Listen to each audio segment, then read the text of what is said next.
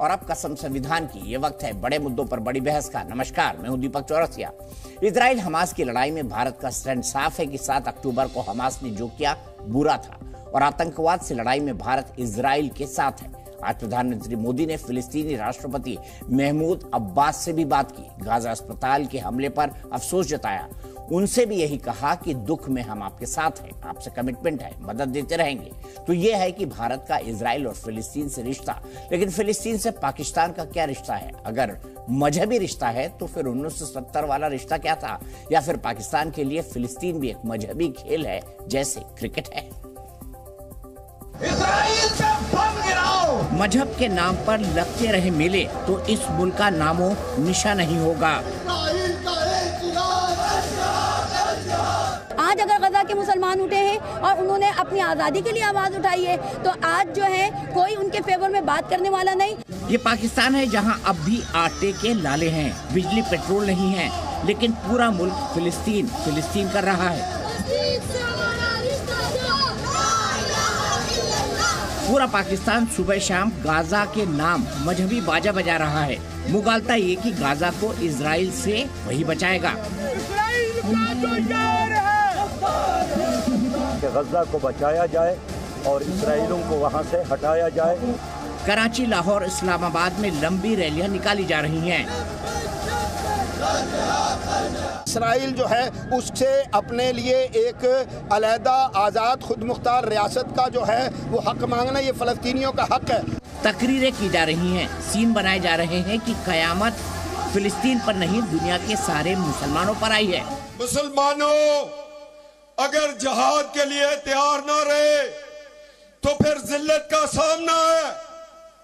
जहाद के लिए तैयार हो, गज़वा इनके लिए तैयार हो। जो रैलियों में नहीं जा रहे हैं वो YouTube पर पुराने वीडियो को नया समझकर खुश हैं कि देखो इजराइल को टाइट कर दिया। पाकिस्तान अल्हम्दुलिल्लाह एक एटमी ताकत है।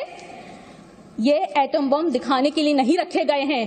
ये एटम बम मुसलमानों और पाकिस्तान की दिफा के लिए रखा गया है। हम वजीर आजम से मुतालबा करते हैं कि इसराइल को वाज़ेह पैगाम दें कि फ़लस्तीन पर जुल्म और सितम को ख़त्म करके अपना कब्जा ख़त्म करें, वरना हम इसराइल को दुनिया के नक्शे से मिटा देंगे। सोते जिहाद, उठते बैठते जिहाद। मैं इसराइलियों के लिए दुआ करती हूँ कि वो नेस्तो नाबूद हो जाए और हमारा पूरा अमन कायम हो जाए, इस्लामी माशरा कायम हो। खाते जिहाद और तो वर्ल्ड कप में खेलते हुए भी जिहाद सूझ रहा है। रिजवान ने अपनी सेंचुरी गाजा के नाम की थी तो बाकी को भी लगा कि कमिटमेंट नहीं दिखाया तो कौम की नजरों से न उतर जाएं। तो पाकिस्तान के 5 क्रिकेटरों ने अपने सोशल मीडिया एक्स हैंडल पर फिलिस्तीन के झंडे लगा दिए। इनमें 4 वर्ल्ड कप खेल रहे हैं, एक टीम से बाहर है। इजराइल पे बम गिराओ। मजहब के नाम पर बना मुल्क हर बात में मजहब की मिक्सिंग करे, ये कोई हैरानी की बात नहीं है। लेकिन आज की बहस में हम आपको पाकिस्तान का फिलिस्तीन से एक पुराना रिश्ता भी याद दिलाएंगे। ये 1970 का रिश्ता है जब पाकिस्तान ने जॉर्डन की मदद करके फिलिस्तीनियों की लाशों के ढेर लगवा दिए थे। हम ब्लैक सितंबर की याद दिलाएंगे और फिर पूछेंगे फिलिस्तीन पाकिस्तान का रिश्ता क्या है। इसी पर बात करेंगे, फिलिस्तीन और पाकिस्तान का रिश्ता क्या है। जिधर माल उधर हम, ये कहते हैं पाकिस्तान के लोग। ये कहा जाए तो गलत नहीं होगा, लेकिन अब चूंकि मजहब का मामला है इसलिए वो फिलिस्तीन के साथ खड़े हुए हैं। डॉक्टर राजा काशिफ मेरे साथ है, पाकिस्तान के राजनीतिक विश्लेषक है। मलिक खुर्रम साहब मेरे साथ हैं, क्रिकेट विश्लेषक है। सुशील पंडित जी मेरे साथ हैं, राजनीतिक विश्लेषक हैं, लेखक हैं और बहुत इंटेलेक्चुअल हैं। मुफ्ती वजाद कासमी मुफ्ती साहब हैं, इस्लामिक स्कॉलर है। अब सबसे पहले मैं शुरुआत करना चाहता हूं डॉक्टर राजा काशिफ से। राजा काशिफ साहब, आपकी एक महिला सांसद मोहतरमा हाउस में बोल रही हैं कि इजराइल पर बम गिरा दो, एटम बम किस लिए रखे हैं, इजराइल का नामो निशान मिटा दो।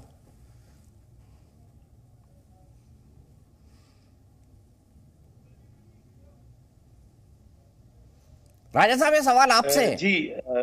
नामो निशान मिटा देंगे इजराइल का एटम बम गिरा के आप लोग?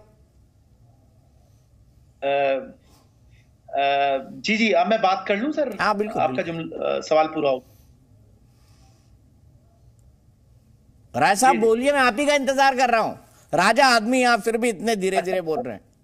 अच्छा, मैं समझा शायद आप अभी बात कर रहे हैं। सबसे बुनियादी बात तो ये कि दीपक, आप जानते हैं कि रियासत जो होती है ना, स्टेट, वो एक प्रॉपर तरीके से बनी हुई होती है और उसमें एक सिस्टम होता है, उसको फॉलो किया जाता है। और ये नहीं होता कि कोई किसी पे भी बम गिरा देगा, कोई किसी को कह देगा, और अवाम के मोब के कोई भी चीज हो उसको आप, ठीक है, आप टीवी पे दिखाएं, बड़ा अच्छा लगेगा, लेकिन प्रैक्टिकली अगर आप बात करें, अरे वो आपकी सांसद साहिबा हैं, नेशनल असेंबली की मेंबर हैं, वो हाउस के अंदर ये बात बोल रही हैं कि भाई बम गिरा दो इजराइल पे, दुनिया के नक्शे से मिटा दो उसे।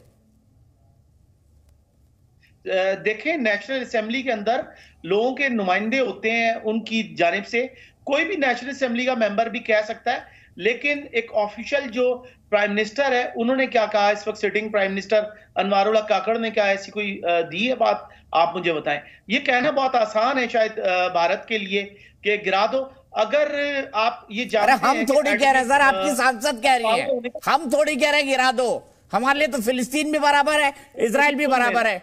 आज हमारे प्रधानमंत्री ने फिलिस्तीन के राष्ट्रपति से बात की है, महमूद अब्बास से।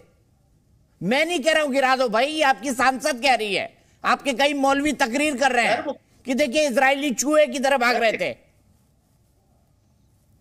देखें, आपसे मैंने इस पे पहले भी बात की, जो पाकिस्तान का एज अ स्टेट जो एक मौकिफ है, जो बात है, वो बिल्कुल क्लियर है कि हम फलस्तीन के साथ हैं, हम उनके राइट्स मिलने चाहिए, बिल्कुल मिलने चाहिए।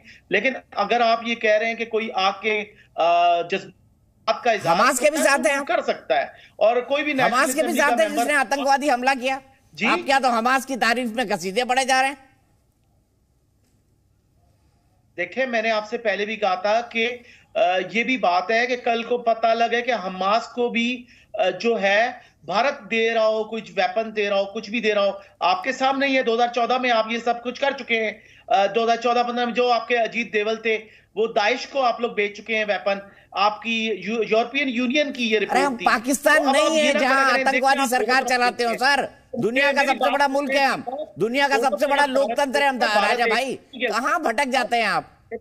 अरे छोड़िए, आप देखिए, आपने अच्छी बात की, शुरुआत में सीरियस बात की, तो मैं सिर्फ इतनी बात कहना चाहता हूं, और मुफ्ती साहब को पहले कमेंट के लिए जाऊंगा। आप जाना सर, अगर इजराइल का नामो निशान मिटाना है चले जाना, बम भी गिरा देना, पर ये तो देखिए कि पाकिस्तान के पास वहां तक जाने के लिए प्लेन या समुद्री जहाज का तेल भी है कि नहीं है? सर सब कुछ है, आपको पता नहीं है। तेल 40 रुपए लीटर कम हो चुका है। आप तसल्ली रखें, तेल बहुत है, लेकिन एक रियासत स्टेट के अपने रूल्स हैं, उसको जब आपको पता है 50 जहाज वहां नहीं उड़े हैं क्योंकि तेल ही नहीं है। आपको पता है 50 जहाज नहीं उड़े आज पाकिस्तान से क्योंकि तेल नहीं है उनके पास, जहाजों के पास नहीं। सर देखें, पाकिस्तान के पास सब कुछ है। देखें, पाकिस्तान बन गया, आप मानते हैं कि इससे कोई छोटी बात हो सकती है? भारत की जमीन है ना, हिंदुस्तान की जमीन पे पाकिस्तान बना है, तो फिर आप क्या कहते हैं? आप तो देखें, आप भी अच्छे लोग हैं, आपके पास आप भी हमें बर्दाश्त करते हैं, भिखारी भी आपके पास सबसे शानदार है। आप हम मोहब्बत से पूरी दुनिया में जो सबसे ज्यादा भिखारी है अरब मुल्कों में, तो वो पाकिस्तानी है। और ये मेरी रिपोर्ट नहीं है, पाकिस्तान की संसद की रिपोर्ट है। गलत कह रहा हूं तो बताइए। फिर सबसे ज्यादा भिखारी आपके, क्या स्टेट है गजब, क्या अलग हुए हमारे भाई लोग हमसे। दीपक मेरी सुनिए, आप मेरी सुने। देखिए, भिखारियों पे रिपोर्ट आई, लेकिन भिखारियों के ऊपर सबसे बड़ी फिल्म जो है स्लम डॉग मिलियनेयर, किसके ऊपर बनी? भारत पे। आप तो ऑस्कर विनिंग भिखारी हैं। भारत ऑस्कर विनिंग भिखारी है, और पंडित बैठे मंदिरों में, वो जो सबसे बड़े भिखारी, कोई नहीं राजा भाई, ठीक है, चलिए। हमारे भिखारियों को ऑस्कर मिल रहा है, आपके भिखारियों को भीख नहीं मिल रही है। हमारे भिखारियों को तो ऑस्कर मिल रहा है, आपके भिखारियों को भीख नहीं मिल रही है। निकाल रहे, पकड़ के जेल में डाल रहे उनको, सऊदी अरब, कतर और यूएई में। चलिए, मैं सीरियस बात के लिए मुफ्ती साहब के पास चलता हूँ। मुफ्ती साहब, ये क्या जुगाड़ है नया कि क्रिकेट में भी जो है फिलिस्तीन का झंडा लगा दो, गाजा को सेंचुरी दे दो, हमास के ऊपर बात ही मत करो, खूब सारी तकरीरें कराए? क्या गजब मुल्क है। देखिए दीपक, पाकिस्तान के ताल्लुक से, चूंकि बात आ गई है इसलिए एक आध बात कर लेता हूं, वरना मैं अपने मुद्दे पर ही बात करूंगा।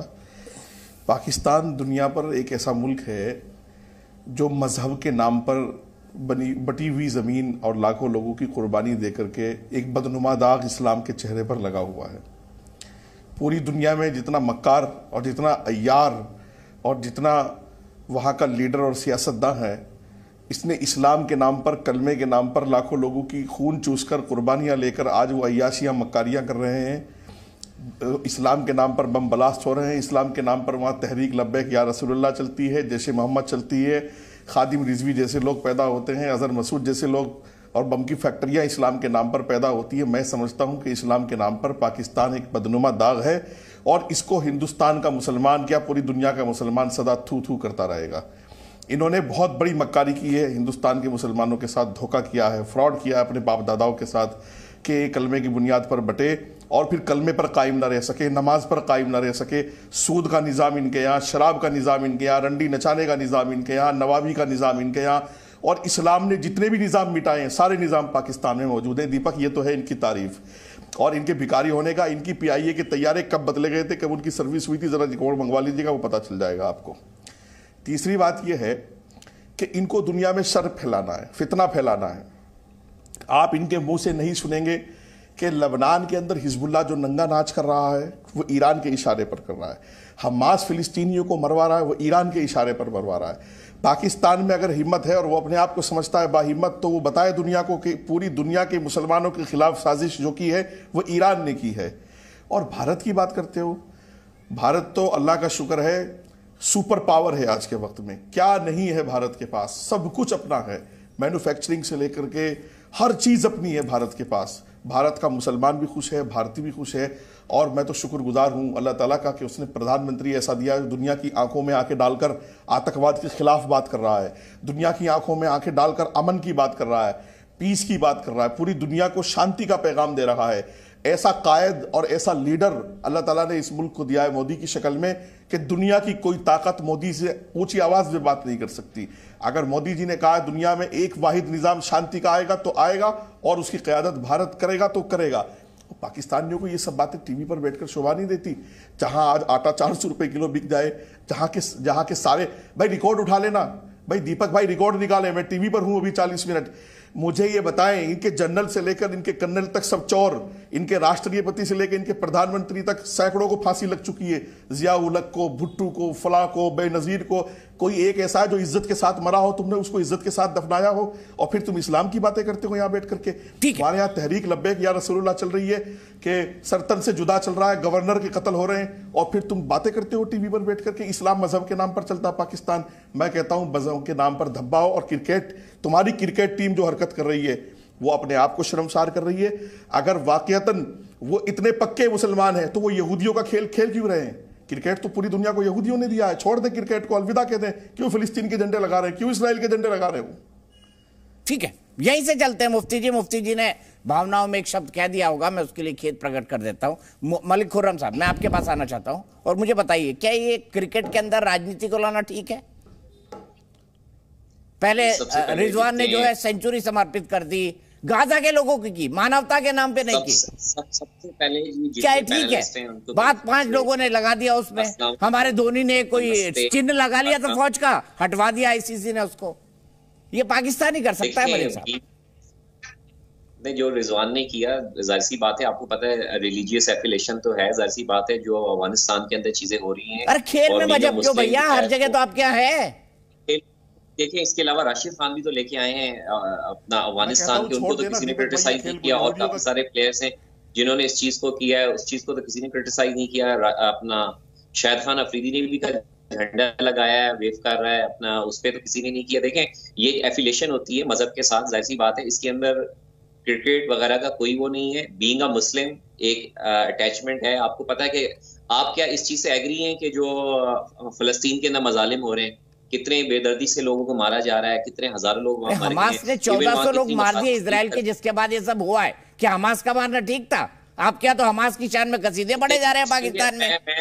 सारी चीजें मैं बात कर रहा हूँ। देखें, एक इस्लामिक पॉइंट ऑफ व्यू से भी रिलीजियस देखें एफिलिएशन है, जाहिर सी बात है, बीइंग अ मुस्लिम ये हमारी सबकी ड्यूटी बनती है कि अगर किसी भी मुस्लिम ममालिक के अंदर किसी तरह की ज्यादती हो रही है तो उसके ऊपर हम अपनी आवाज उठाएं।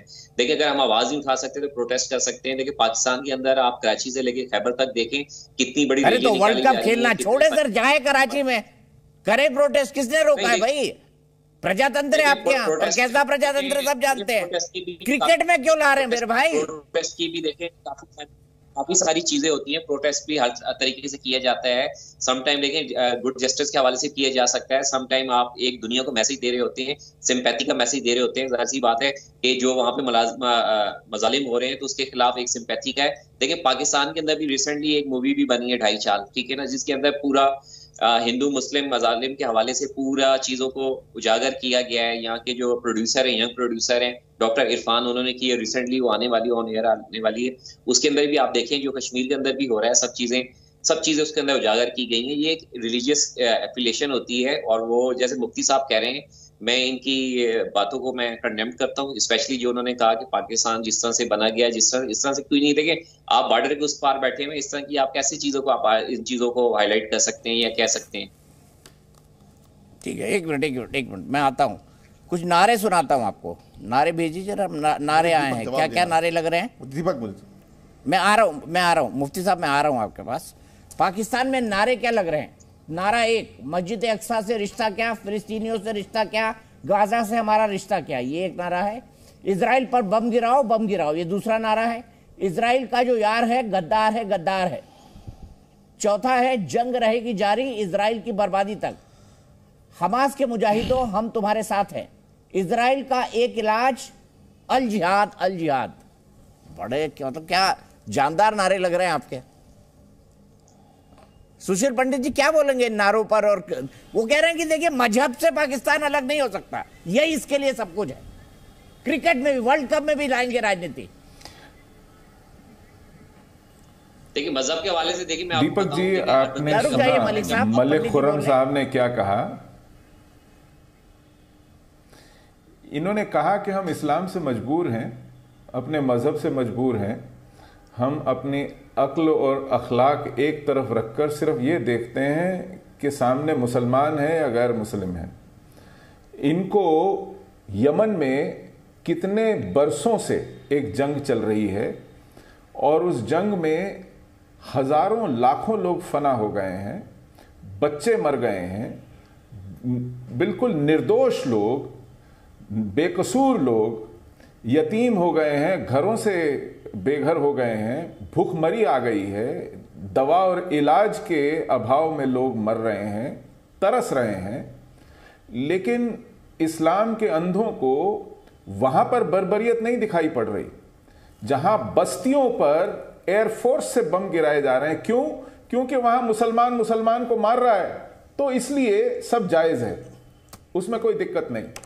इसी तरह सीरिया और इराक में जहां सुन्नी और शिया एक दूसरे की गर्दनें उड़ा रहे हैं, जहां पर यहां तक कि अस्पताल जाते हुए लोग या जनाजों में जाते हुए लोग बमों से उड़ा दिए जाते हैं क्योंकि खाना जंगी चल रही है, वहां इन्हें बर्बरियत नजर नहीं आती, क्योंकि वहां भी मुसलमान को मार रहा है। दिक्कत वहीं है जहां पर हमास के हमले के जवाब में अगर इजराइल उतर आए, अपनी दिफा पे उतर आए, तो उन्हें सिर्फ सामने यहूदी दिखाई पड़ता है दुश्मन, और हमास जैसे लोग भी मुसलमान दिखाई पड़ते हैं, इसलिए उनका हर काम जायज है। अब जो अपनी समझ और अक्ल से मजबूर हो, उससे आप क्या जिरह करेंगे? उसके सामने ये ब्लैक एंड व्हाइट है सब कुछ। एक तरफ हैवानियत जायज है क्योंकि मुसलमान कर रहा है, और दूसरी तरफ अपनी दिफा, अपनी रक्षा, अपने ही हिफाजत के लिए उठाया गया कदम नाजायज है क्योंकि वो यहूदी कर रहा है एक मुसलमान के हमले से बचने के लिए। तो अब इसके साथ आप हैवानियत की बात खुद कर रहे हैं, हैवान तो मुझे खुद से नजर आ रहे हैं, आप हैवानियत की बात आप कर रहे हैं पंडित। तो आपने जो 1,500 इजरायली मार दिए, औरतें और बच्चों में फर्क नहीं किया, बूढ़ों और जवानों में, निहत्थों में फर्क नहीं किया, वहां पर औरतों को उनके कपड़े उतार करके उनकी लाशों के ऊपर आप नाचते हुए दिख रहे हैं, उन पर चौकड़ी मारे बैठे दिख रहे हैं, ये बर्बरियत नहीं है तो क्या है? ये तहजीब है?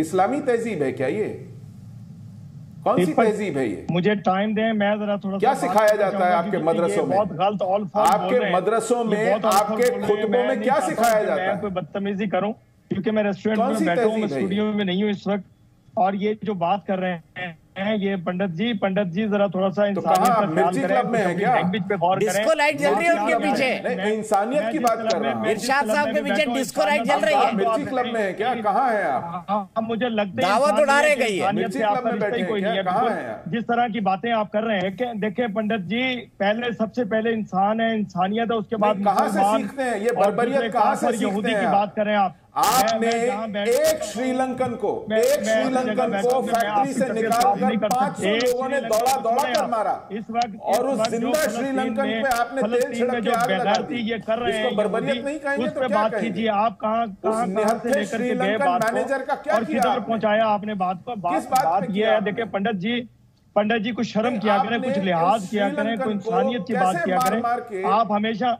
हिंदुइज्म की बात करते हैं, आपके अंदर इंसान तो कोई रहता ही नहीं, बसता ही नहीं आपके अंदर इंसान। मैं हमेशा कोशिश करता हूँ आप लोगों के साथ इज्जत एहतराम के साथ बात करूं, लेकिन आप इज्जत वाले बंदे नहीं है। आप देखें क्या हो रहा है अभी। फलस्तीन के निहत्थे लोगों को हजारों बच्चे शहीद कर चुके हैं, यहूदी औरतों पे आप ठीक है। मैं ब्रेक के लिए पंडित जी रुके, मेरे पास इनका एक, मैंने क्या कितनी कौम की ये लोग सेवा करते हैं, जहां माल मिलता है वहां क्या क्या करते हैं, अपने ही लोगों को मारने से नहीं सकते। दिखाता हूं जियाउल हक ने क्या किया था 1970 में, जिसे ब्लैक सितंबर कहा जाता है मिडिल ईस्ट में। तो पाकिस्तानी खिलाड़ियों ने झंडे लगाए, और जिस तरह के इजराइल को मिटाने की बात, एटम बम गिराकर मिटाने की बात जो पाकिस्तान की संसद में कही जा रही है, उसी पर मेरे साथ कौन कौन है? डॉक्टर राजा काशिफ है, मलिक खुर्रम है, क्रिकेट एनालिस्ट के तौर पर इरशाद अहमद खान है, पाकिस्तान मुस्लिम लीग नवाज शरीफ के नेता है, मुफ्ती वजाद कासमी है, इस्लामिक स्कॉलर है, सुशील पंडित जी हैं, पॉलिटिकल एनालिस्ट है। अब सर इरशाद साहब, वैसे गलत सवाल है मेरा, लेकिन फिर भी पूछ लेता हूं सर, पढ़ने लिखने से कोई लेना देना है इरशाद साहब आपका? देखिए मैं आपसे ही कहूंगा, जहां बात आप कर रहे हैं ना फलस्तीन की, जहां बात कर रहे हैं इंसानियत की, वहां उससे तालीम का गर्ज नहीं है। आप जैसे जाहिलों के लिए आप लोगों ने क्या किया, आपके जियाउल हक ने क्या किया फिलिस्तीनियों के साथ? दिखा रहा हूं भाई, ब्लैक सितंबर के ग्राफिक लाइए। जियाउल हक मर गया, उसको छोड़े, आज की बात रुकिए 1970 में जियाउल हक ब्रिगेडियर थे, जॉर्डन के किंग के सलाहकार थे, पीएलओ में, और जॉर्डन के किंग में झगड़ा हुआ और यहूदियों का साथ दे रहे हैं आप। 16 से 27 सितंबर 1970 तक जॉर्डन और पीएलओ में पाकिस्तान और फिलिस्तीन लिबरेशन ऑर्गेनाइजेशन में जंग हुई। जिया ने किया फिलिस्तीनियों का नरसंहार। जॉर्डन किंग के सलाहकार थे जनरल जियाउल हक। और क्या क्या कमाल किया सुनिए ना जरा। जिया की सलाह से जॉर्डन की सेना को मिली जीत, क्योंकि वो इस जंग को लीड कर रहे थे। 1970 में वो डिफेंस अटैची थे, और इसी हिसाब से वो जो है लीड कर रहे थे इस जंग को। जॉर्डन किंग ने जिया से मिलिट्री ऑपरेशन में मदद मांगी, कहा कि आप सोल्जर हैं, मदद करिए। जिया ने किंग को वायुसेना का इस्तेमाल करने को कहा। अब आगे आ जाइए। जिया की सलाह ने युद्ध की दिशा बदल दी और जॉर्डन जीत गया। कितने फिलिस्तीनी मारे गए? 20 से 25 हजार फिलिस्तीनियों को मार दिया गया। आसमान से बम गिरा के किसने मरवाया? जियाउल हक, जो इनके राष्ट्रपति रहे, जिसने भारत के अंदर आतंकवाद को इंट्रोड्यूस किया, ये वही जियाउल हक है। जियाउल हक और पाकिस्तान ने फिलिस्तीनियों के साथ विश्वासघात किया। अब जियाउल हक कितने माशाअल्लाह आदमी थे, देखिए। जुल्फकार अली भुट्टो ने इनको ब्रिगेडियर से मेजर जनरल बनाया, उसी भुट्टो को इन्होंने फांसी पे चढ़ा दिया। जय हो सर, क्या लोकतंत्र है आपका। इरशाद अहमद साहब, 75 साल हो गए सर, हम तो यही दुआ मांग रहे हैं कि आप खाए पिए, आप खा पी रहे हैं, आम जनता नहीं खा पी रही है। मुझे पता है आप दावत पे आए हैं।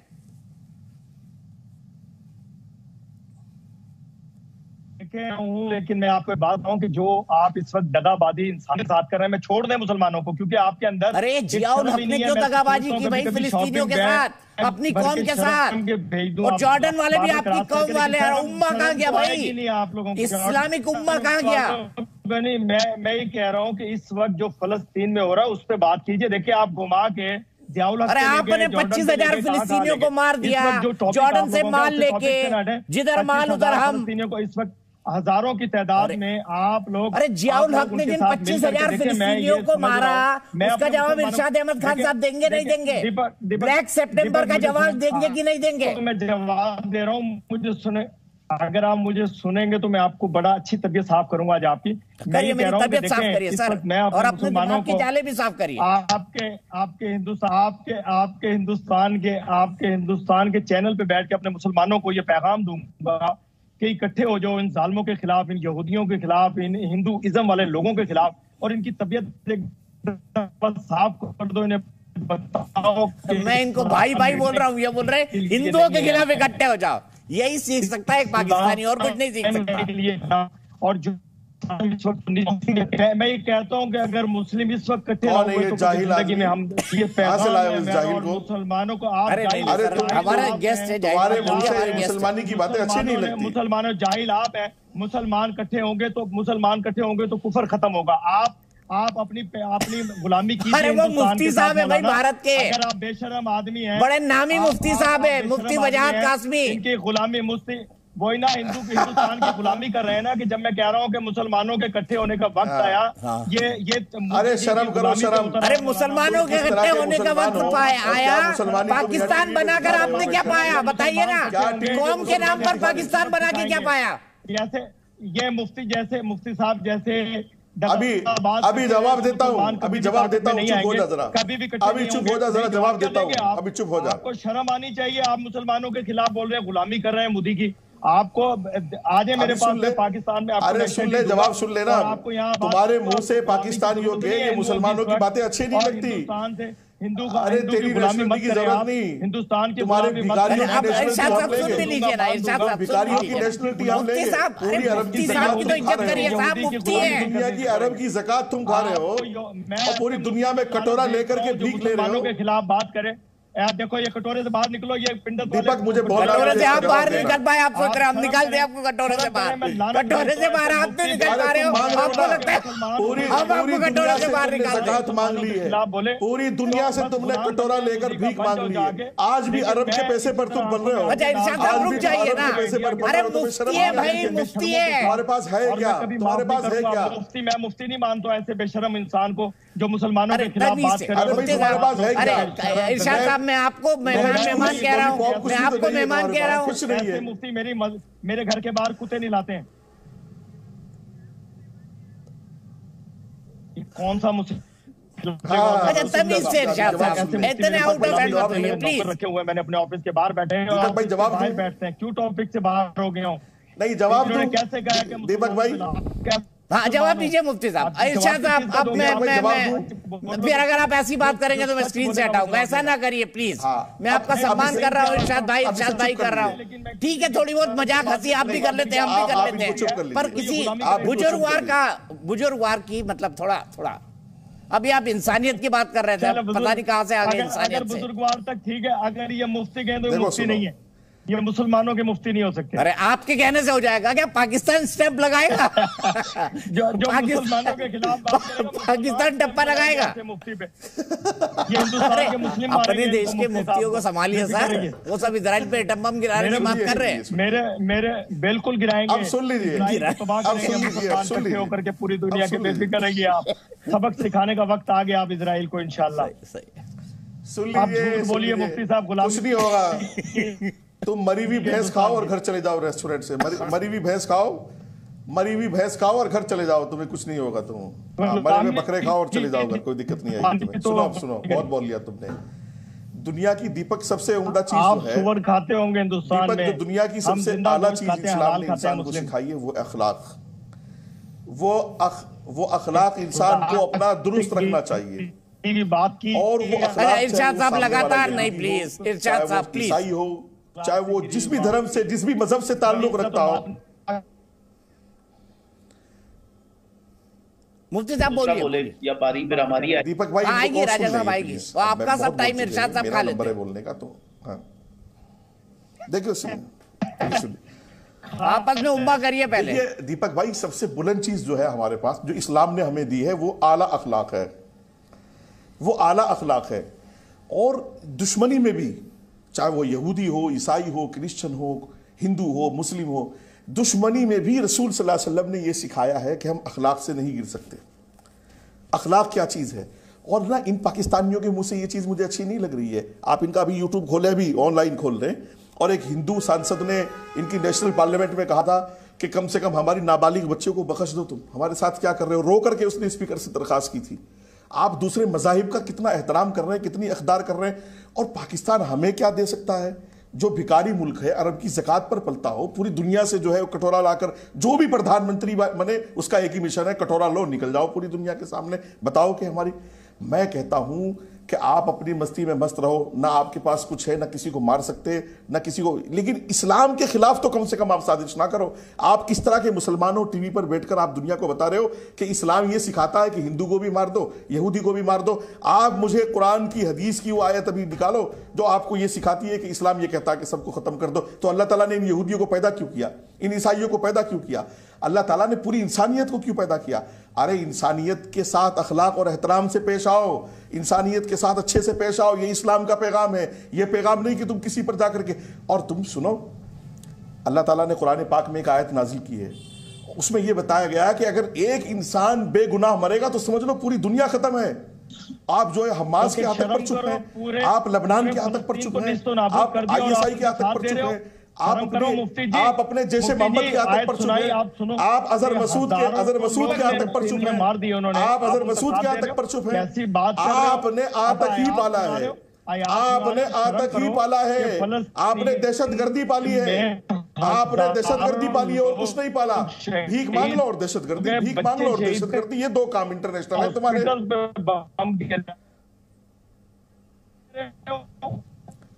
तुमने दो काम किए, सुनो, तुमने दो काम किए हैं, दहशतगर्दी, ये भीख। तीसरा कोई काम है तो मुझे बता दो टीवी पर बैठ करके। अरे तीसरा कोई काम है मुझे टीवी पर बताओ ना। भीख मांगी है, ये दहशतगर्दी फैलाई है, तीसरा कोई काम किया है तो बताओ मुझे। एक काम जो इस्लाम के तुमने मुवाफिक किया हो, एक काम जो तुमने। मैं एक कमेंट राजा काशिफ, और अगर टाइम हुआ तो मैं सुरजीत पंडित जी के पास जाऊंगा। राजा काशिफ साहब बताइए, ये कैसा देश है, ये कैसा देश है? एक ही वर्ल्ड कप जीता है, एक ही वर्ल्ड कप। उसके विजेता टीम के कप्तान थे इमरान खान, वो कहाँ है अभी वर्ल्ड कप के बीच में? जेल में, देश से गद्दारी के आरोप में। क्या गजब देश है! या तो प्रधानमंत्री या राष्ट्रपति ऊपर जाता है या विदेश भाग जाता है, कराची और लाहौर की गलियों में घूमता ही नहीं। क्या गजब देश है राजा काशिफ साहब। मैं बात करता हूं, लेकिन दिग्गज साहब ये भी तो देखे ना, जो बंदा गुजरात में हजारों बंदे मार देता है, जिसको दुनिया गुजरात का कसाई कहती है, उसको भारत में नया लाइए डॉक्टर राजा काशिफ साहब। वो दुनिया का सबसे लोकप्रिय नेता, कुछ नया लाइए सर। अगर आपके रिसर्च की टीम कमजोर है मुझे बोल दीजिए, मैं 4 पॉइंट बना के दे दूंगा, कम से कम बहस तो दुरुस्त होगी। अच्छा देखें, गीता में जो मेरे पास उर्दू ट्रांसलेशन है, उसमें वो एक लाइन है कि गुरेजा राय हक से होके क्या इंसान पाएगा, जो भटका अबर की मानिंद वो छट जाएगा। यानी कि देखें, जो आप इंसान हक से हट जाता है तो वो बिल्कुल खत्म हो जाता है। इसीलिए तो आप छट रहे हैं डॉक्टर राजा काशिफ साहब, इसीलिए तो आप छट रहे हैं, क्योंकि आपने दूसरे का हक खाया है। अब देखिए, गीता की मिसाल दे रहा हूं, भारत के हालात ये हैं कि देखें, आप ये तय नहीं कर रहे कि इस टाइम पे आपको फलस्तीन के साथ होना चाहिए, यानी कि हमास, हम फिलिस्तीन के साथ भी, इजराइल के साथ भी। हमारे प्रधानमंत्री ने आज फिलिस्तीन पे बात की है। क्लोजिंग कमेंट सुरजीत पंडित जी। तो ये पाकिस्तान तय करेगा।